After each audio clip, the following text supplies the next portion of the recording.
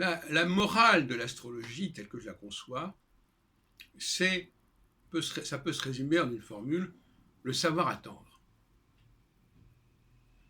Les gens qui sont portés par les énergies cosmiques, en réalité, c'est pas tout à fait comme ça qu'il faudrait parler, par le programme anthropo-cosmologique qui a été mis en place il y a des milliers d'années, sont des gens qui sont obligés d'attendre comme on attend la marée haute, etc. On ne peut rien y faire, c'est ça qui est important. On parle ici du charisme des leaders, puisque c'est ça la clé de l'astrologie. À quelle règle obéit le charisme des leaders? Règle à la fois positive et négative. Parce qu'il y a un moment donné où le leader est propulsé sur un mode positif, et à un moment donné, il est propulsé sur un mode négatif. Mais dans les deux cas, de toute façon, il faut attendre, parce que ça ne dépend pas des leaders. Il faut attendre aussi bien dans la crainte que dans l'espoir, attendre la crainte que les choses se dégradent et qu'on soit mis en situation déplorable, ou au contraire que la cote remonte vertigineusement, etc., etc.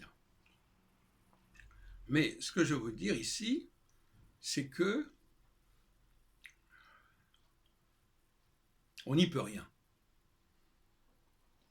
Cela dit, le rôle de l'astrologue, c'est justement d'expliquer aux leaders les règles du jeu.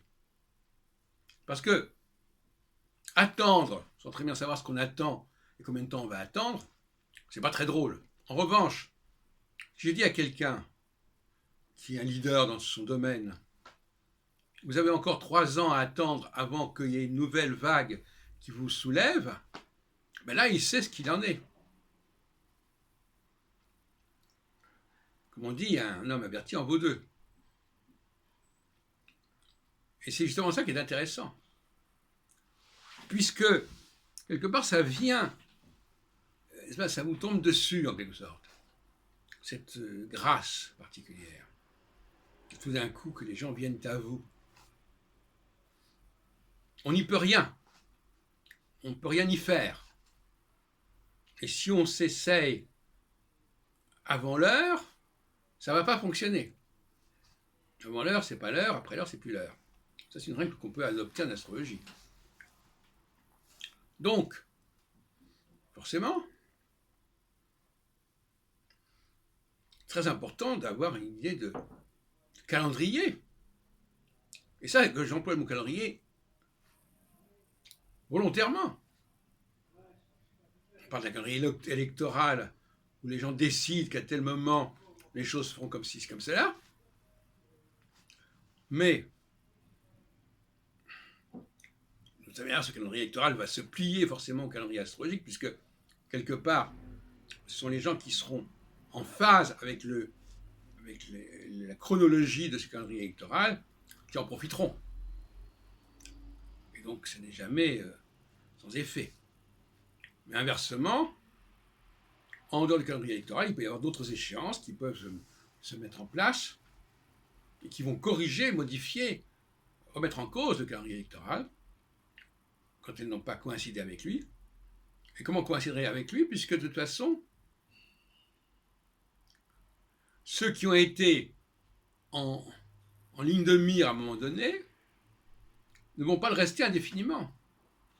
Et d'autres qui n'étaient pas en ligne de mire vont apparaître. Donc c'est très sismique, ça. Il faut être à l'écoute de tout ça.